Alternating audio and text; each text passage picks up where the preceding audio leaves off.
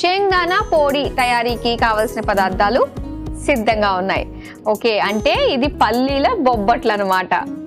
Okay, తెలుగులో true translation చేస్తే. Okay, మరి స్టార్ట్ చేద్దామండి. ముందుగా ఏం చేయాలి? ఇది పల్లీలు వేయించుకోవాలి, షేంగ్దానాని వేయించుకోవాలి. వేయించుకోవాలి. ఓకే, పేరు చాలా బాగుంది, పల్లీలు.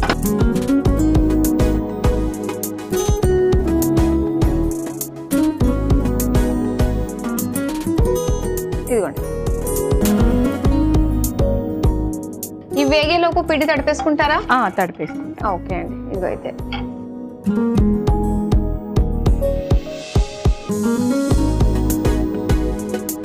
ఇప్పుడు ఇది పిండి తీసుకున్నాం కదా, మైదా పిండి. దీంట్లోకి కొంచెం సాల్ట్, ఓకే, కొంచెం అంటే మరీ కొంచెం పించ్ ఆఫ్ వేసేసి ఆయిల్ వేస్తాం అన్నమాట. ఓకే, చక్కగా ఆయిల్ కొంచెం ఎక్కువగానే వేస్తే పిండి మెత్తగా ఉండి బాగుంటాయి బొబ్బట్లు. ఇవి కలిపేసేసుకుని తర్వాత వాటర్ వేసి కలిపేయడం అంతే.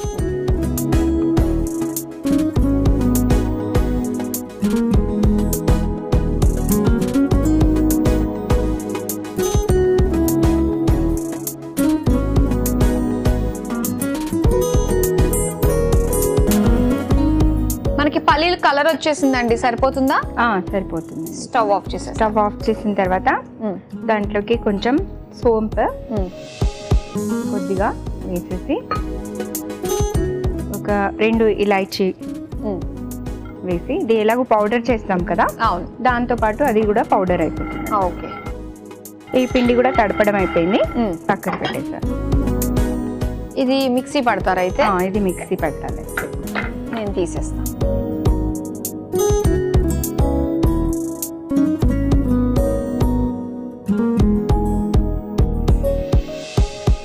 ఇది మిక్సీ పట్టేసి వస్తారా?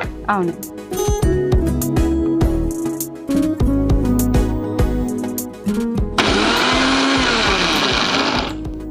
అయిపోయిందండి? అయిందండి. ఇప్పుడు ఈ పౌడర్లో మన బెల్లం ఉంది కదా, అవును, బెల్లం తురిమి పెట్టుకున్నాం, ఇది కూడా ఒకసారి వేసి ఇంకోసారి మిక్సీ తిప్పేసి. ఓకే,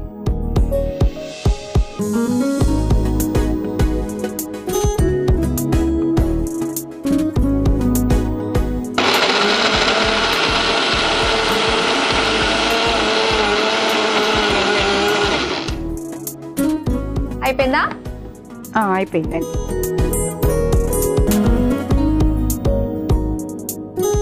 ఇది మనం బెల్లం వేసాం కదా, కాబట్టి ఇది ఇట్లా మెత్తగా అయిపోతుంది. అవును, డైరెక్ట్గా ఇలా కూడా తినేసేయచ్చు కదా, పల్లీలు ఉండల్లాగా. అలా కూడా తినేసేయచ్చు.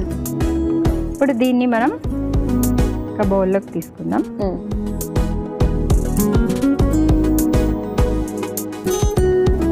పల్లీలు ఎలా తిన్నా కానీ టేస్టీ ఉంటాయి కదా. అవును, చపాతీ కర్ర పిట, ఇదిగో.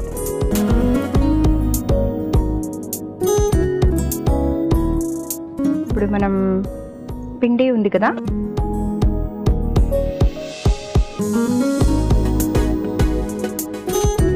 ఈ పిండిని కొంచెం ఆయిల్ పెట్టి చక్కగా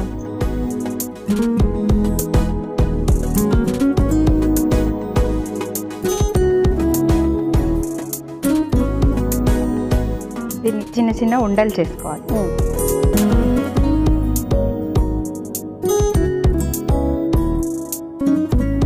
చిన్న పూరీలాగా చిన్నగా చేసుకుని మన ఈ షేంగ్దానా పౌడర్ ఉంది కదా, ఇది స్టఫ్ చేసుకోవాలి. ఓకే,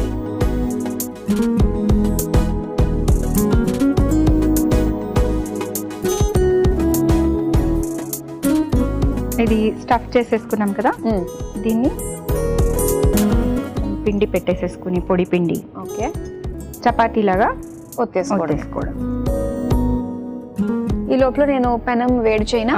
పెనం పెట్టేసి ఇది మైదా అవ్వడం వల్ల లోపల స్టఫ్ బయటికి రాకుండా ఉంటుందేమో, ఎందుకంటే జిగురు ఎక్కువ ఉంటుంది కాబట్టి. అవునండి. అదే గోధుమ పిండి అయితే మనకి వచ్చేస్తుందేమో కదండి. అలా ఏం రాదు. యాక్చువల్ గా అయితే మైదా రేర్ గా వాడతాం, ఎక్కువగా అయితే గోధుమ పిండితోటే చేయడం. ఓకే, భలే రౌండ్ గా వచ్చిందండి. మీ ఎక్స్పీరియన్స్ తెలుస్తుంది.